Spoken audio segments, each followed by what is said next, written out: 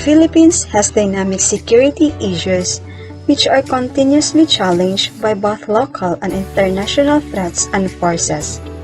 Local threats have shown the vulnerability of not only the civilians but even the law enforcers, especially the armed forces and police, with their lack of protective equipment.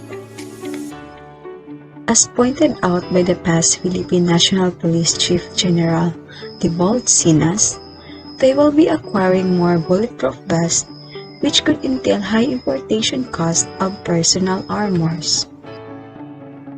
Philippines has long been importing ceramic armors from countries like Siberia, South Korea, Israel, China, and USA because there is no manufacturing industry of body armor here in the country. The purchasing value of body armor in the past was around 35,000 pesos or $665 US. Having these body armors produced here in the country using locally sourced raw materials could supplement the immediate need of protective gears.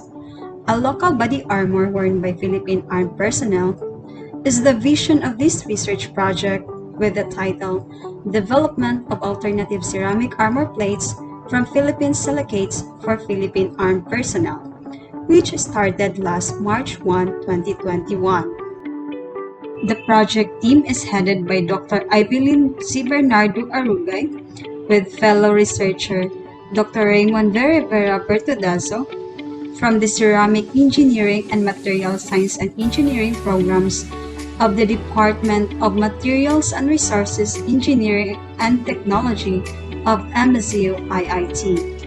And the rest of the researchers are Engineer Liberty Lumasag, Engineer Felgen A. Chavez, Engineer Alyssa Rabadon, Engineer Beverly Batu, and Engineer John Louis Tipora. The team is supported by our partner government agencies, the Philippine Army Research and Development Center, and the Philippine National Police in coordination with the Iligan City Police Office, as well as our private industry partners, the WHK Manufacturing and Trading Corporation, and ABGM Construction and Supply. When a bullet is fired on a stand-alone backing plate, the bullet was deformed as well as the backing plate. However, when the backing plate was added by a ceramic plate, the bullet could penetrate the ceramic armor plate and dissipated a significant amount of the projectile energy, which caused minimal deformation on the backing plate. Therefore, the backing material should be layered with a ceramic material in order to minimize the blunt force trauma that might be experienced by the person wearing the armor. Based on initial studies, ceramic armor plates can resist low-powered handgun. To produce a ceramic armor, various laboratory tests on the raw materials have to be performed.